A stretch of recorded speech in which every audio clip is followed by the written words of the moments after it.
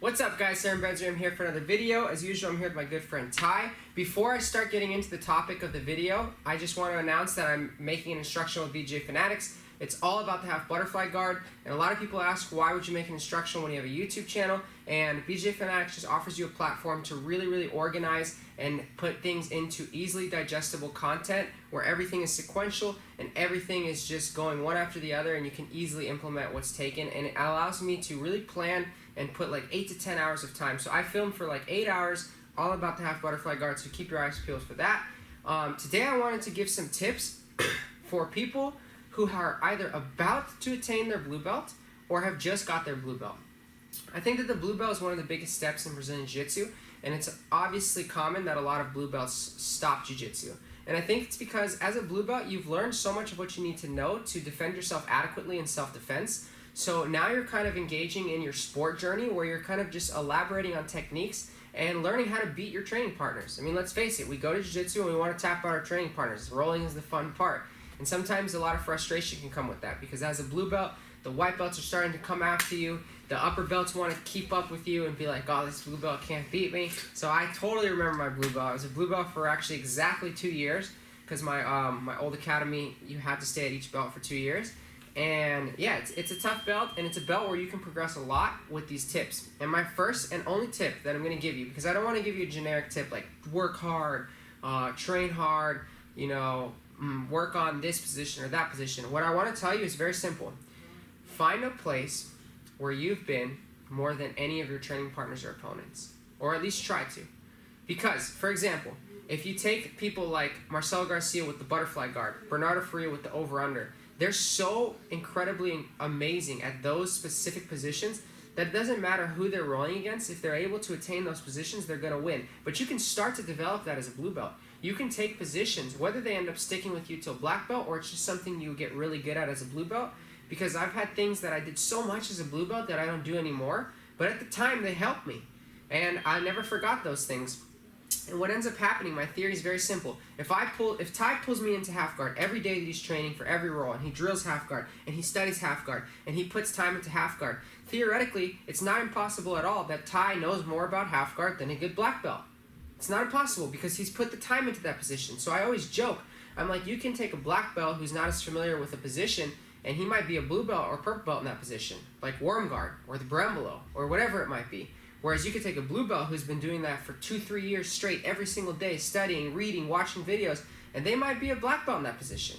It's not uncommon. I've seen it. I've seen blue belts who are so good at reverse de la Riva, or so good at just guillotines, or so good at something, and I think that that is the path to success. So for example, if I have Ty, and every single roll I start with something simple like collar and sleeve, right?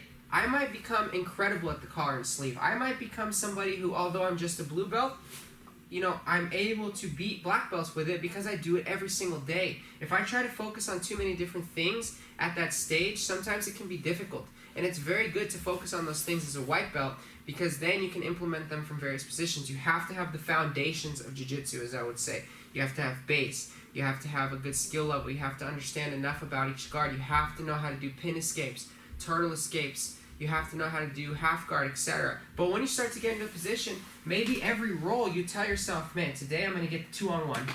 And you start to get the 2-on-1 and you experiment with it for a month or two. Maybe it doesn't work. Okay, now today I'm just going to get collar and sleeve. And you start to get the collar and sleeve and you do it every day for a month. It doesn't work. Okay, today I'm going to pull half. Boom, you pull half. You do that every day. Now it's starting to work. Okay, I'm getting good at the half guard. Every day I'm going to do the underhook sweep. Okay, I got the half underhook sweep. Every day I get the underhook sweep. Now you're getting really good at the underhook sweep. So then you start to connect, and now all of a sudden you're a blue belt who has some knowledge in one subject because you dedicated some time to it, but it didn't work out, but you're really good at the half guard, and you're really good at the underhook sweep, and boom, there you go. You're starting to develop a game, and I think blue belt is the stage where you still need to focus on the foundations, but you can start to do that. So my biggest tip to blue belts is to become a black belt in a specific position, and keep drilling it because good things will come from it and you'll start to see progression at a faster rate. There's no trick to getting better at Jiu-Jitsu quickly. There's no magic potion that you can do. You can obviously supplement your training with instructionals, with studying, and that will help because Jiu-Jitsu is a very cerebral and scientific approach to martial arts. But at the end of the day, it's all about the mat time. So you just got to come in and you just got to work the position. And if you don't have the ability to put in a lot of mat time, the little mat time that you do put it into the same position. So you're putting in mat time with that position. And keep trying to do that and trying to do that, as long as you understand that the fundamentals and the foundations are also pivotal. So guys, that's my tip.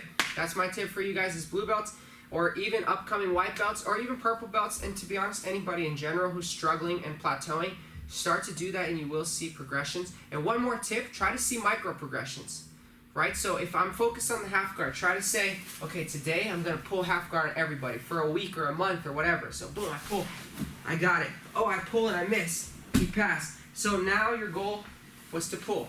The next day, okay, today I'm gonna pull half guard and I'm gonna do a half butterfly sweep on everybody. And you're gonna fail. That's the beauty of jiu-jitsu, but you keep trying. Now you've started to do that. Okay, today I'm gonna pull half guard and hit an underhook sweep. Those are the things that keep you motivated and keep your confidence level up, and doesn't allow you to get the blue belt blues, because you have those micro progressions. You go home and you're like, you know, I got smashed by 10 people, but I swept one with that half sweep that I was trying to do. I got smashed by 8 people, but I pulled half on 2 black belts. So that's my tips to you. Don't get the blue belt blues. Keep training. Obviously, life happens and things like that, so there's always reasons to take breaks, etc. We're all human beings. But guys, I hope you like this video. If this is the type of content you like to see, please let me know in the comments. If you like it, please like, subscribe. Thanks to my good friend Ty, who's becoming a killer blue belt himself. And be on the lookout for the instructional, guys. Thanks so much for watching, guys. If you like this content, don't forget to like and subscribe. It really helps me grow my channel. Guys.